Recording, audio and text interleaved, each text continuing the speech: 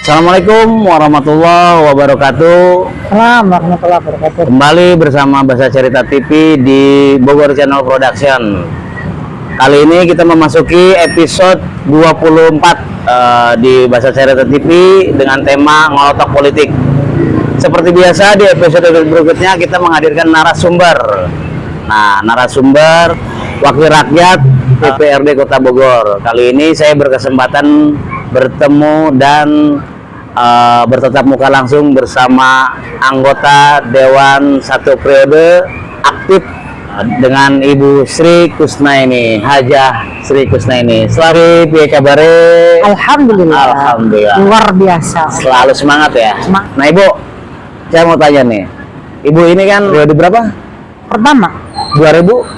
2019. Ya. Nah, berarti 4 tahun, 1 tahun masa purna ya? Ya. Nah, apa sih Bu yang sudah Ibu berikan kepada masyarakat khususnya di Dapil Selatan selama Ibu sudah menjabat sebagai Wakil Rakyat? Baik.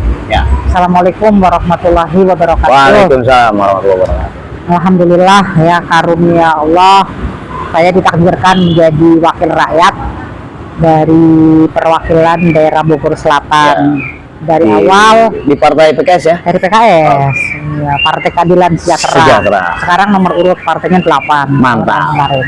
Logonya juga udah makin cerah, ya? Iya. warna oranye. Ya.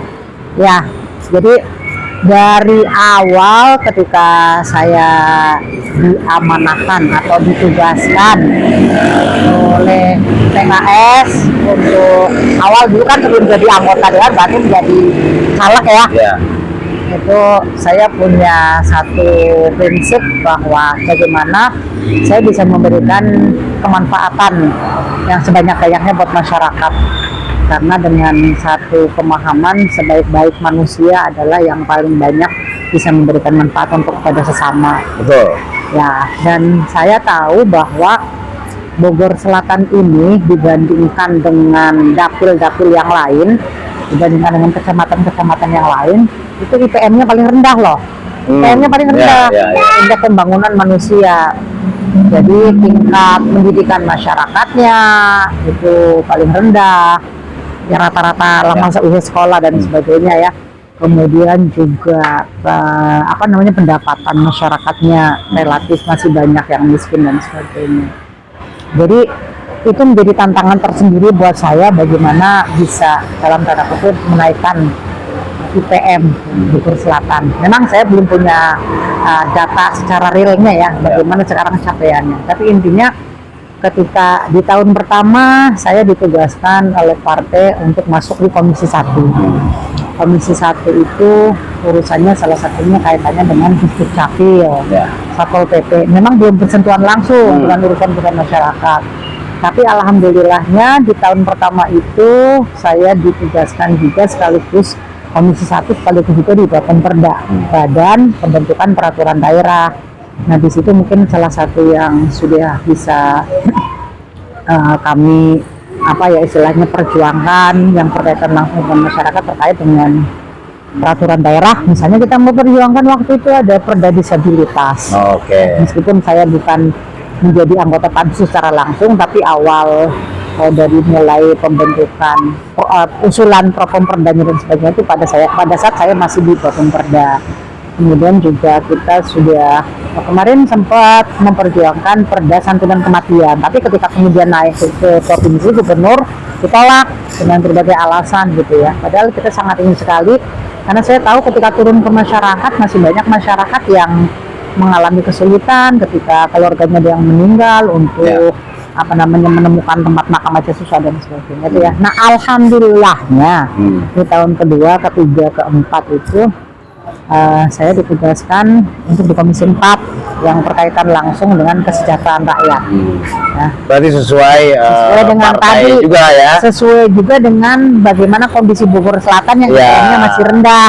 Salah satunya pendidikan tadi gitu kan. Kedua latar belakang daripada partai itu sendiri sejahtera ya. Makanya kita juga berjuang di dunia pendidikan misalnya gitu.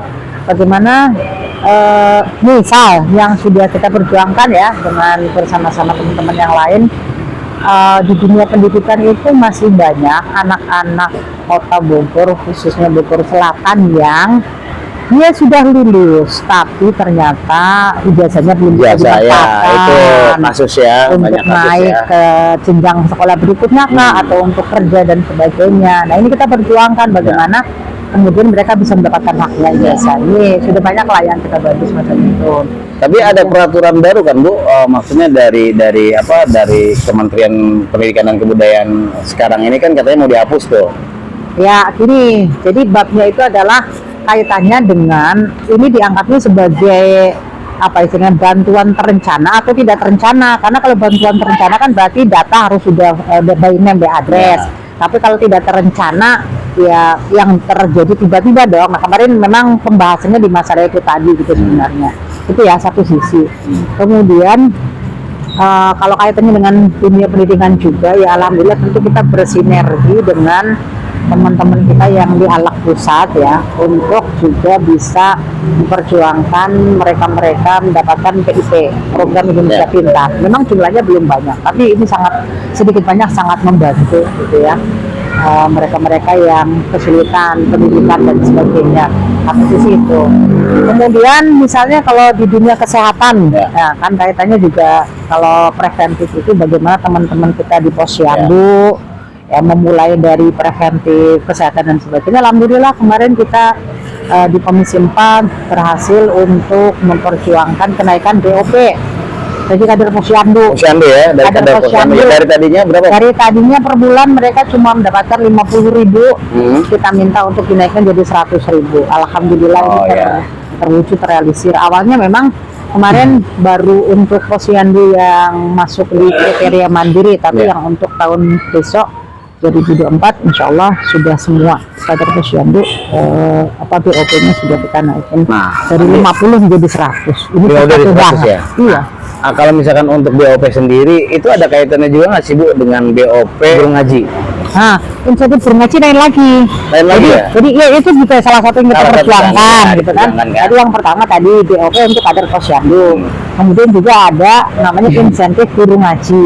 Jadi teman-teman kita yang memang dia benar-benar punya murid dalam makna ya tidak di sekolah formal ya, dia mungkin menjadi guru pengajian atau dan sebagainya, itu kita juga bantu perjuangkan untuk menaikkan insentifnya. Tadinya beliau-beliau ini baru mendapatkan insentif guru ngajinya itu per bulan hanya 100.000, kita minta naikin jadi 150.000. 40 atau 30? 150.000. Tadinya cuma 100, karena kan jadi 150.000. Ya karena kan memang ini Dani juga kalau misalkan di lapangan ya, di wilayah-wilayah ya, mereka selalu ada yang memang banyak yang mengeluh guru ngaji yang memang katanya insentifnya itu kecil banget. Iya, betul.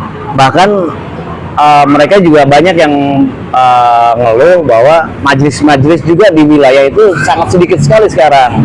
Nah itu kan apakah nanti akan bersinergi antara insentif dengan memang majelis-majelis akan lebih ditingkatkan lagi Bu? Iya, jadi kalau berbicara majelis mungkin sebagian juga ada pesantren gitu ya kan.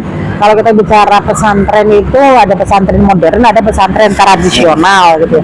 Jadi kalau majelis dia kemudian juga mendidik atau membina dan mengajar anak-anak murid yang secara tidak langsung jadi pesantren tradisional, kemarin kita sudah mengesahkan perda tentang penyelenggara fasilitasi pesantren, turunan dari undang-undang pesantren, yang harapannya pemerintah Kota Bogor itu kemudian bisa lebih aware lah ya, bisa lebih support lagi terhadap keberadaan pesantren yang ada di Kota Bogor.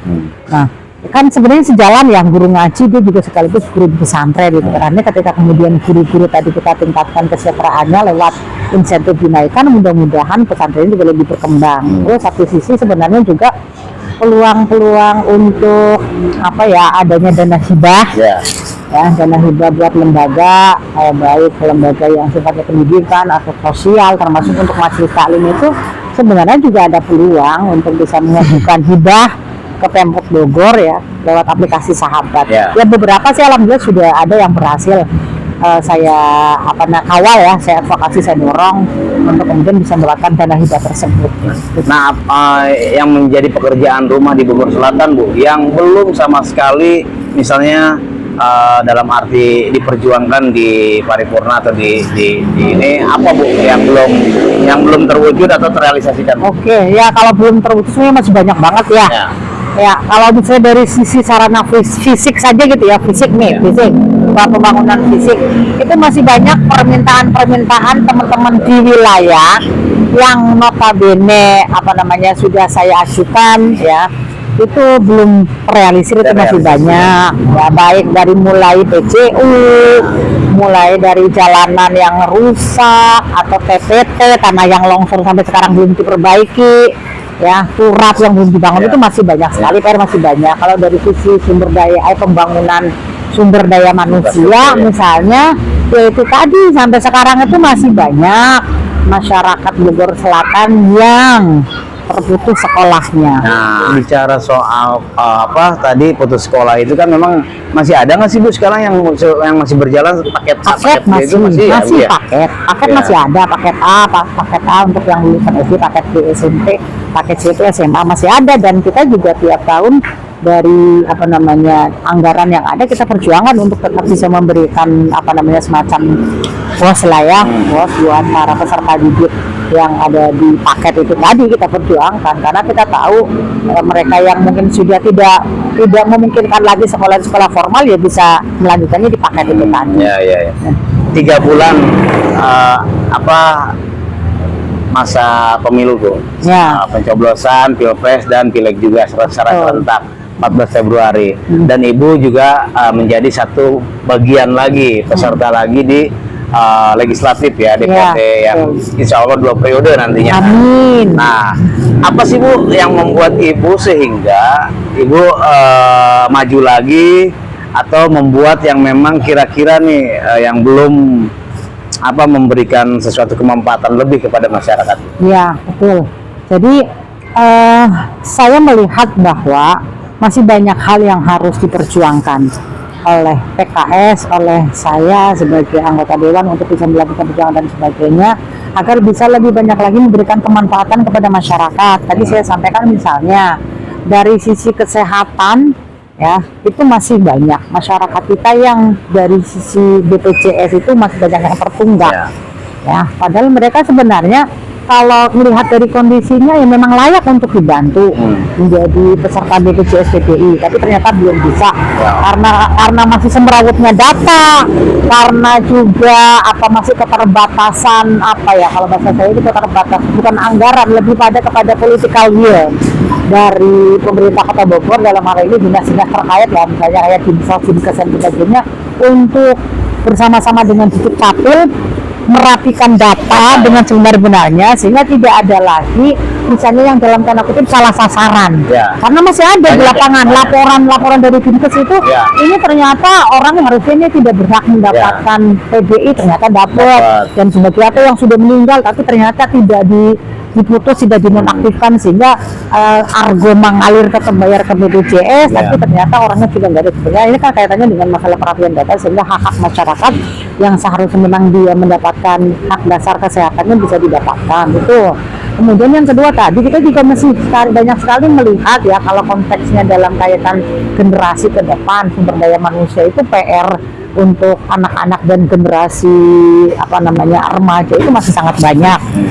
Kita tahu tawuran pelajar masih sering terjadi di Kota Bogor, kekerasan terhadap anak baik di lingkungan tentunya ya, lingkungan keluarga, lingkungan sekolah, lingkungan masyarakat juga masih banyak. Ini PR yang menjadi tantangan buat saya untuk ke depan bagaimana bisa memperjuangkannya kembali untuk mengeliminasi ya kasus-kasus yang seperti tadi tawuran pelajar dan sebagainya dengan apa namanya melalui tadi politik anggaran, dukungan regulasi dan sebagainya, dan pengawasan. Karena kalau bicara regulasi mungkin sebenarnya sudah dalam tanda kutip sudah relatif cukup, cuman bagaimana political will dan tadi ya keseriusan dari pemerintah Kota Bogor untuk merealisasikan karena kita sudah punya perda tentang kota layak anak sudah, perda tentang pembangunan ketahanan keluarga sudah, perda tentang pemuda dan tentang kepemudaan sudah sangat lengkap. Tinggal tadi ya keseriusan dari Pemkot Bogor untuk bisa merealisasikan atau ya untuk bisa merealisasikan apa yang diamanahkan di perda-perda tersebut. Ibu ini kan salah satu anggota DPRD yang lumayan agak sedikit vokal nih. Nah, iya masa sih Ya, apa ya gitu ya? justru itu. Makanya kan kalau kita lihat dari sisi budgeting, pengawasan dan regulasi. Nah, pengawasan ini Bu agak sedikit kayaknya seperti kurang greget gitu. Nah, kurang terlihat peran anggota dewan dari sisi pengawasan, Bu. Tanggapannya gimana? Oh, baik. Yang pertama saya ucapkan terima kasih dulu nih kalau ada masukan terkait Ya. ini. Berarti kan menjadi pecut, Ya. menjadi pemicu untuk kita Ya. dalam tanda kutip lebih kenceng lagi dalam melakukan pengawasan. Tapi sebenarnya kalau di lapangan itu dalam banyak hal, saya sengaja setiap kali ada misalnya kegiatan apapun yang diselenggarakan oleh dinas yang menjadi mitra kerja Komisi 4, ya sebisa mungkin itu saya selalu hadir datang untuk tahu melihat apa sih sebenarnya yang benar-benar dilakukan oleh dinas tersebut gitu ya. Kayak kemarin misalnya terakhir kaitannya dengan PIKR, Ya. Pusat Informasi dan Konsultasi Remaja. Apa sebenarnya sudah dilakukan oleh dinas Galdu KB, Mendalam Tujuan KB? Benarkah mereka sesungguhnya benar-benar mendidik remaja untuk bisa lebih baik dan sebagainya? Kemudian selain tadi saya berusaha untuk datang lihat langsung apa yang dilakukan gitu ya, informasi-informasi terkait dengan apa yang dilakukan oleh dinas, kemudian apa yang terjadi di masyarakat, saya juga berusaha turun. Misalnya gini, ketika dulu ada kasus anak yang terseret arus di sini nih di BNR gitu kan, itu saya melihat ini salah satunya ada mungkin kurang kuatnya fungsi edukasi, kemudian juga pengawasan dari dinas terkait ya, dalam ini berarti Dalju KB dan DP3 untuk memberikan edukasi kepada keluarga, masyarakat dan sebagainya. Mungkin barangkali apa yang kita lakukan belum banyak atau belum belum banyak menjadi dicorong, belum banyak disorot atau ya belum kita kabarkan kepada dunia lah, mungkin seperti itu. Mungkin catatannya itu. Tapi memang kalau dibilang barangkali memang belum begitu kuat, ya ini menjadi catatan buat kami. Mudah-mudahan ke depan pengawasan kami bisa lebih kuat lagi. Tapi kami tidak diam, ya, berusaha untuk terus tadi melakukan apa yang bisa kami lakukan dalam konteks fungsi pengawasan. Termasuk pembangunan fisik, saya selalu turun. Nah, balik lagi ya, bicara soal masa depan anak remaja sekarang cukup memprihatinkan. Betul. Dalam sisi perilaku, lingkungan, bahkan terbaru kan kemarin ada 2 kelompok geng pemuda tawuran sehingga menewaskan 1 orang anggota dari geng tersebut. Nah, ini kan sangat memperhatikan sekali, Bu, dan ini memang kasusnya selalu berulang kali. Nah, apa sih, Bu, pemuda ke depan sehingga mereka bisa diberikan wadah yang lebih kreatif lagi agar tidak terhindar dari perilaku tadi, Bu? Oke, yang pertama kalau dari sisi gerak atau program dinas, sebenarnya Dinas Pengendalian Penduduk dan pengendalian penduduk dan keluarga berencana itu sudah punya program yang saya lihat itu kalau dari konsepnya ya. Dari konsepnya itu sudah sangat bagus, yang namanya PIKR. PIKR itu Pusat Informasi dan Konsultasi Remaja dengan genrenya generasi berencana, itu sebenarnya secara konsep sudah sangat bagus. Cuman saya melihat ada catatannya itu yang pertama dari sisi sosialisasinya itu kurang masif. Ya, jadi harusnya itu disosialisasikan lebih masif sampai ke tingkat RW, sampai ke tingkat RT, sehingga teman-teman remaja yang dalam hal ini mungkin belum punya wadah mau kemana beraktivitas, bisa dapat apa dan sebagainya, itu bisa mendapatkan informasi yang cukup. Yang pertama tadi dari sisi sosialisasinya. Nah, yang kedua, saya melihat catatannya adalah misalnya kaitannya dengan apa yang menjadi need, kebutuhan, dan apa yang diberikan itu kadang belum sinkron.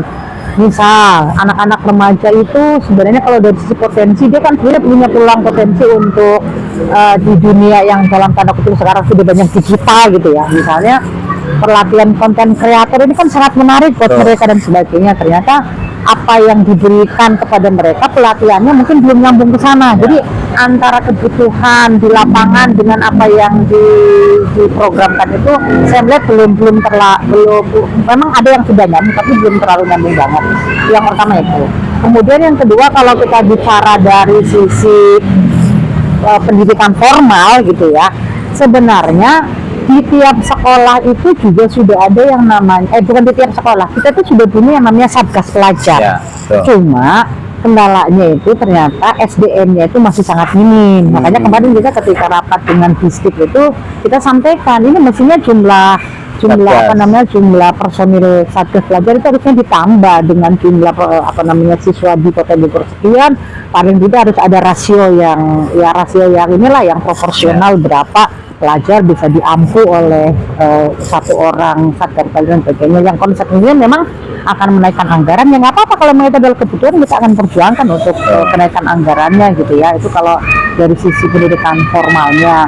Kemudian yang ketiga yang saya melihat juga cukup penting adalah dalam tanda kutip peran media, dalam hal ini juga adalah Dinas Kominfo gitu ya, untuk apa ya, kalau bahasa saya itu bisa menyaring informasi yang kalau informasi tersebut dikhawatirkan berpotensi untuk malah justru memicu remaja dan anak-anak untuk mencontoh dan meniru perbuatan yang seharusnya tidak dilakukan.